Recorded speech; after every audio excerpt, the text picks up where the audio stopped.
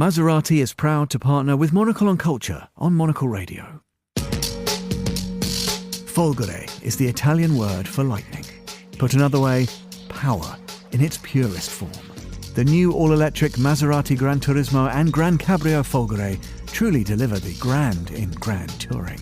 With up to 450 kilometres on one full battery charge and flashing from 0 to 100 kilometres an hour in just 2.7 seconds, Folgore delivers. Higher speed, blazing acceleration and sensational agility. A true Maserati sports car on its own terms. And Folgore can count on the largest network of power points in the world. And thanks to ultra-fast charging, getting back up to 100 kilometre range takes just a few minutes. You see, the world is changing. Roads are changing. From inside a Maserati Folgore, everything that once seemed the future is right at hand. Gran Turismo Folgore and Gran Cabrio Folgore. Pure luxury, pure performance, pure Maserati.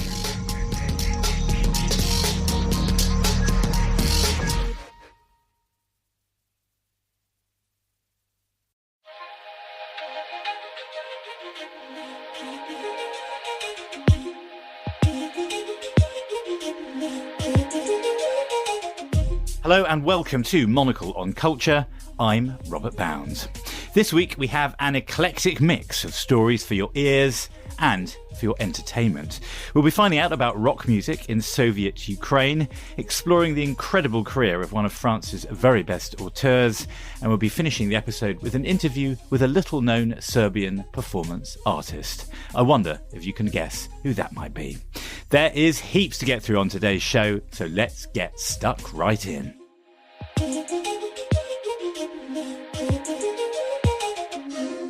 In Soviet-era Ukraine, rock and roll was frowned upon doubly by Moscow authorities, who were keen on neither decadent capitalist pop music nor expressions of a recognisable Ukrainian cultural identity. But with a combination of ingenuity and bravery, a modern Ukraine music scene was constructed, embracing folk, rock, jazz and electronica, and endowing them all with a distinctly Ukrainian flavour, a genre which became known as moustache funk. These artists are celebrated on a spectacular new collection entitled Even the Forest Hums, Ukrainian Sonic Archives 1971 to 1996. The liner notes for Even the Forest Hums were written by the Ukrainian writer, DJ and filmmaker Vitaly Bardetsky, better known as Bard. Bard joined Monocle's Andrew Mueller from Kiev, and Andrew began by asking Bard how he would define moustache funk.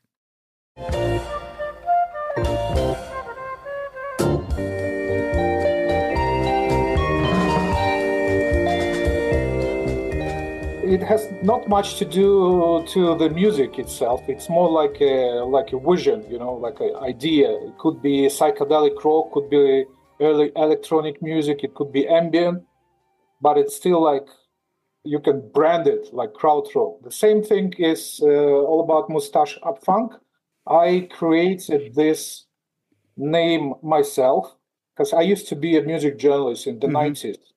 So I used to be more into punk and post-punk music and some techno music. But then was getting older, I moved to jazz and soul and funky music. And suddenly I realized that Ukrainian music that I was actually raised with, I was born in 1970s. So by surprise, it was like really similar to the American music I was listening when I was 30 years old. So a friend of mine, he gave me an idea. He told me, make a documentary, but I needed a name. So I was looking at this classical photograph of Ukrainian band Kobza, 7 or 8 young lads, and everyone is mustached. So my idea was that this is like to mix it like local and global. Global is funk because it's like international genre of music, And then moustache it's like a local thing. It is pretty instantly evocative, but the The period of music covered by this project is enormous. It's 25 years, and that is 25 years in which there's enormous changes in popular culture, in rock and roll and associated genres, and enormous changes in Ukraine, obviously. But I wanted to start by asking about that early period where people are still trying to figure out how to be a rock and roll band while being citizens of the Union of Soviet Socialist Republics. Those bands trying to make music during that period, were there difficulties with the authorities? This can't have been encouraged by the Soviet authorities. How hard was it to actually be able to put on a show and get people like yourself to come and see it? It's extremely difficult on one hand, but very easy on another hand. Of course, everything had to be authorized. We had this societies of composers and poets, or the members of these societies. They could actually write songs. I mean, everybody could write a song, but that would never be aired on the radio or on TV. And the thing was that even like the communist authorities, they realized that there is a new music coming. Mm. So the idea was to create something local instead of younger people would listen to Western music. Actually, the whole movement was organized by authorities. There was no capitalism in the USSR, but there was some kind of economy. Mm. It's like in 60s, we had like big orchestras, like 15 people on stage, maybe 20. And then we had these vocal instrumental bands, and they were like gathering huge venues, sometimes stadiums. So economically, that was a lot easier. Or that was like some kind of show business, you know. We had like thousands and thousands of bands in the Ukraine and probably all around the USSR. Like in my small town, we had like 10 bands. And being a musician, you would have to follow the rules. And luckily, the authorities, sometimes they did know Western music, and there were different methods to fake them, like telling them this is your own song, and sometimes you could cover some big rock tune, you know, and they just couldn't get it. And also, what they were like doing, because the traditional music was like allowed. The communist authorities from the metropolis, from Moscow, they did not want us Ukrainians to be like modern. They had this idea that Ukraine was like a rural, pastoral kind of society. Yeah, sort of, you know. But by surprise, because in the 70s, it was probably like few decades of Russification, you know, of Ukraine. And to get like real traditional music, you had to go to the Carpathian Mountains, because I know quite well, because I was born nearby Carpathians. The traditional music of Hutsus, which are like small nationality in the like Highlanders, it's kind of funky, you know. It's really, if you go to like Hutsu wedding, it's kind of boom, boom, boom. It's bloody synthesize, you know. There's a couple of tracks that we did want to get you to introduce in particular. The first one, Bunny by Kobza. Can you tell us a bit about that? Well, Kobza was probably the best and probably the most famous kind of vocal instrumental band. The idea was to combine traditional music of Ukraine, like really traditional music, and with rock and roll, actually.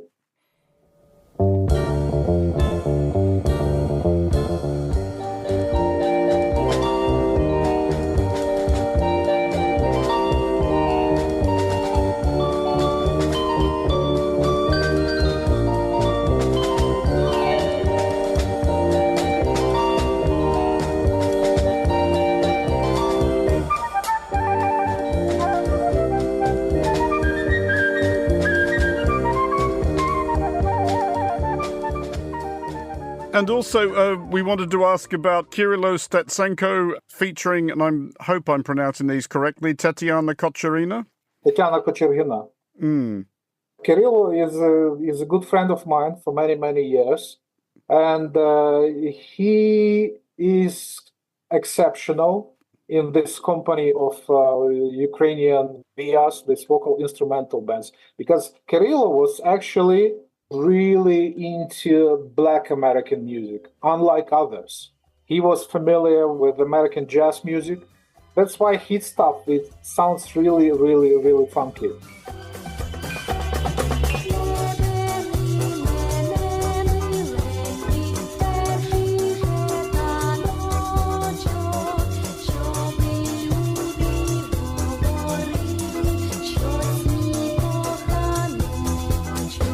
When you listen to these tracks now, especially those that were made during Soviet times, and you measure them against the tracks that were being made elsewhere in the Soviet Union, but perhaps especially in Russia, do you still hear something distinctively Ukrainian about them? Was there something about the Ukrainian sound even during the Soviet years that was different?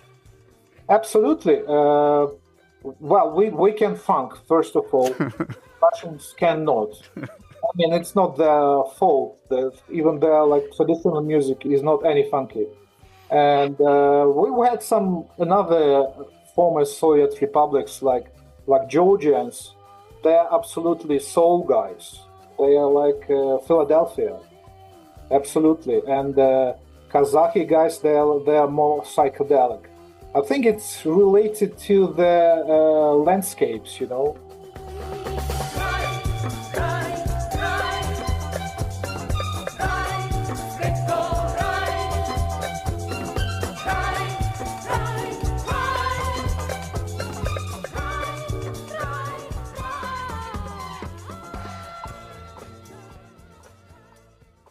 That was Vitaly Bardetsky in conversation with Monocle's Andrew Mueller. Even the Forest Hums, Ukrainian Sonic Archives 1971 to 1996 is out in October.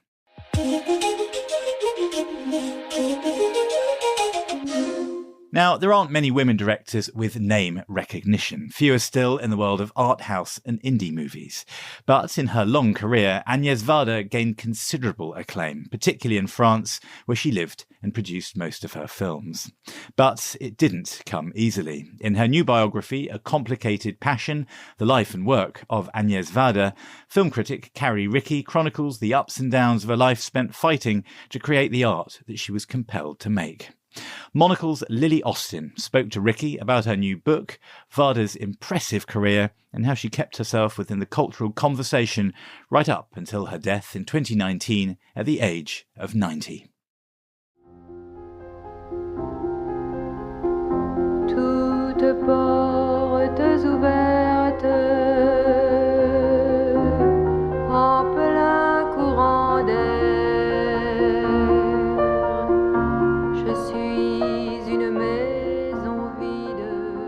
I wanted Agnes Varda to participate in the title. And once when we were having lunch, I guess it was at the Cannes Film Festival, we were talking about her marriage to Jacques Demy. And she didn't know, I already knew that they had been separated for a year or two. And she said, you know? And she said, well, our marriage is like a complicated passion. And I think that her love of film was also somewhat of a complicated passion because it didn't always love her back. But most directors, film directors, their movies aren't universally beloved and they have a complicated passion with their vocation. But I just thought it was a nice double entendre.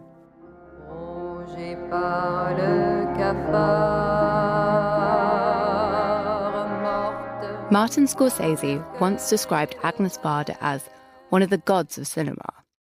She is the only woman director regularly counted among the French New Wave.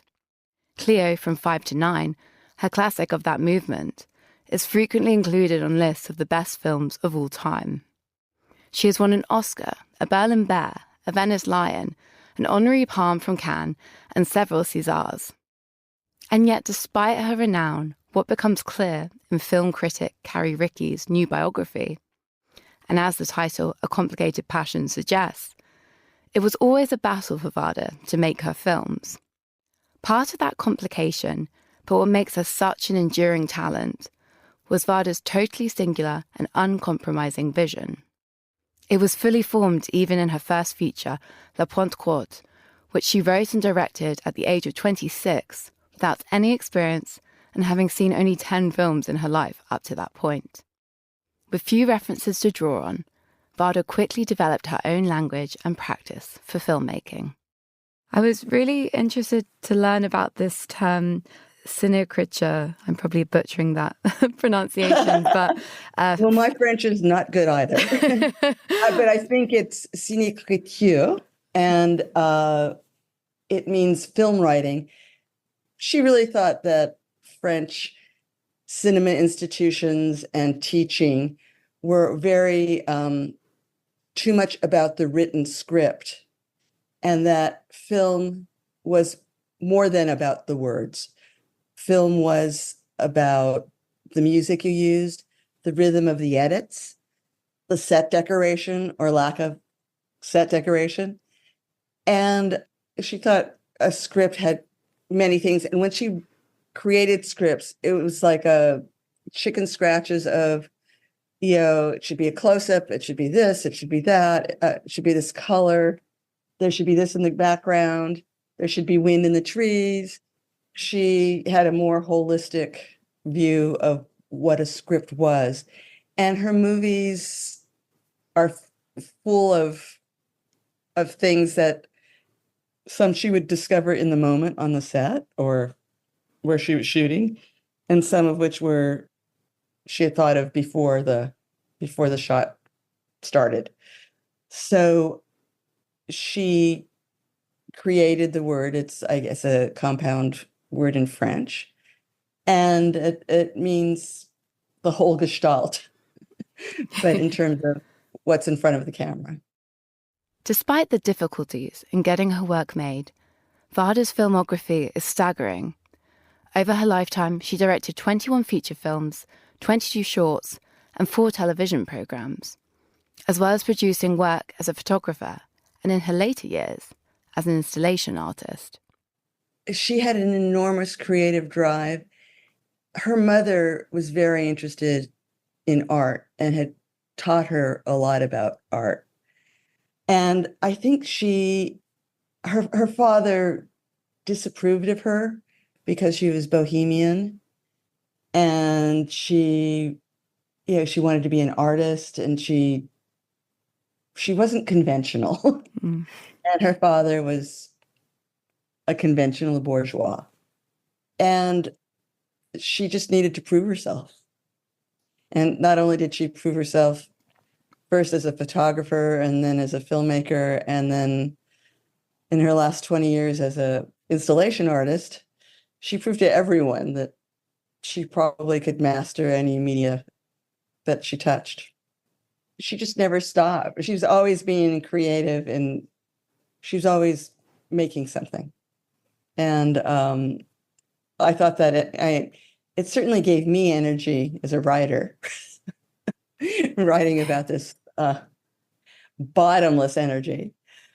And it's very inspirational. But she really didn't stop, from age 19 until age 91. She's working until like the week before she dies.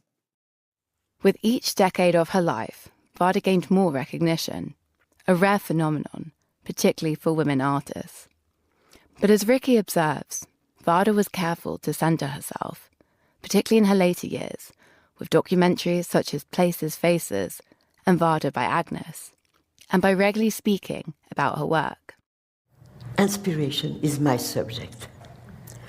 Not the charming romantic muses coming to whisper in the ear of a poet. No, speaking about a strong word, inspiration, which goes with creation and sharing. Those are the words who have been in the middle of my working life. There were probably more female filmmakers, and I'm not talking screenwriters, I'm talking, directors. There were probably more women in the industry in 1917 than in 2017. A higher proportion. Yeah. And I think Agnes was very aware of how so many women had been written out of film history, and she made sure that she wouldn't be. She was a very canny businesswoman, and she viewed her work as a database that could be infinitely recycled. And she embraced new technology very readily, whether it was a digital still camera or a digital movie camera. She was not afraid of technology. While movie directors around the globe were wringing their hands about the end of film as we knew it, she just embraced digital because it was cheaper. It enabled her to become closer to the people she was interviewing without having all this bulky equipment around her. She didn't really care about whether her movies made a lot of money, but she really cared about them connecting with other people. Carrie Rickey there, whose book A Complicated Passion, The Life and Work of Agnes Varda is out now.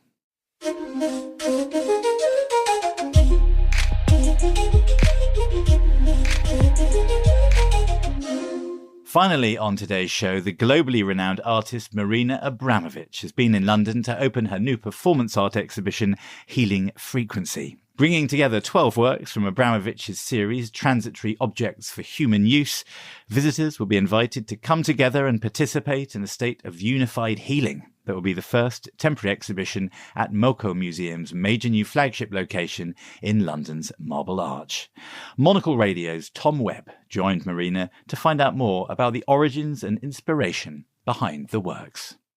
This old work actually started being developed after I walked the Great Wall of China, when I saw the different territories I walk, and each time I felt consciously a different energy. When I walk with the quartz, I felt different. With the clay ground, I feel different. With the copper or the iron, I feel different. And I understand that actually there is energy in the stones.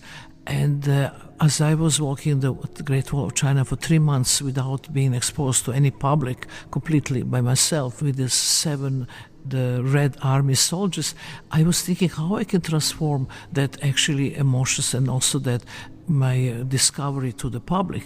So when I came back from the walk, I started creating something called transitory objects, and they're not sculptures. I don't want to make sculptures. I don't want to make anything permanent because I'm a performance artist. For me, it's very important that it's actually transitory, so that you use these objects in order to trigger experience. So they're like tools, and then once you have experience, objects can be also removed.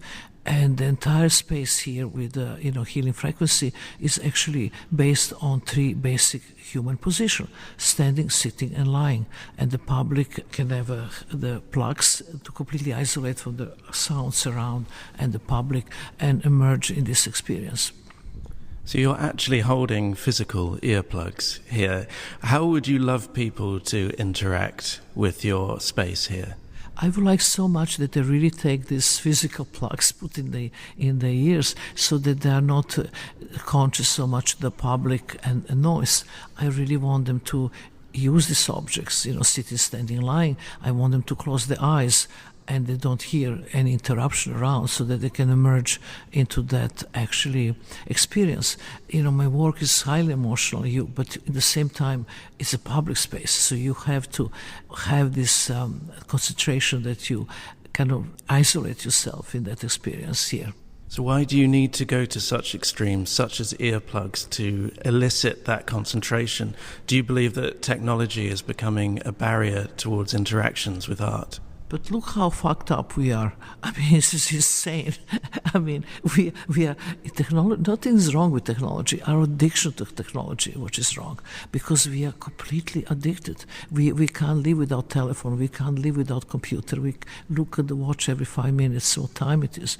So we completely lost our spiritual center because of that. We actually are afraid to be about ourselves. We constantly have to be entertained, constantly have to see something or do something or control something with our devices, and every time it's new gadget we have to have it.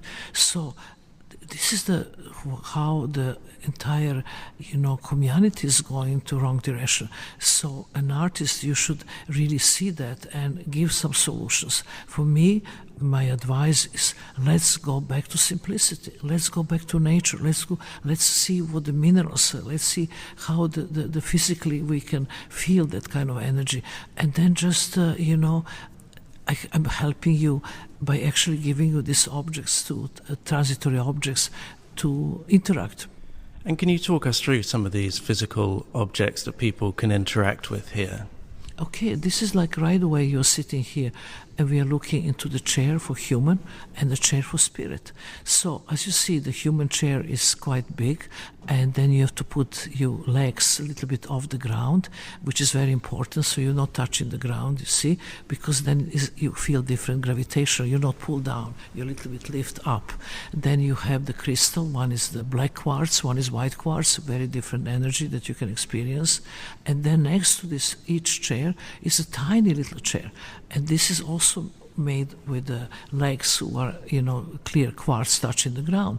And that chair is not to sit. That chair is a spirit, your own spirit. But if you don't see your own spirit, it's not my problem.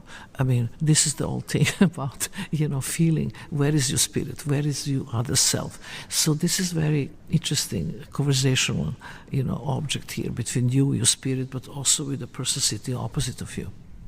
And what do you think the role of performance art is in contemporary society?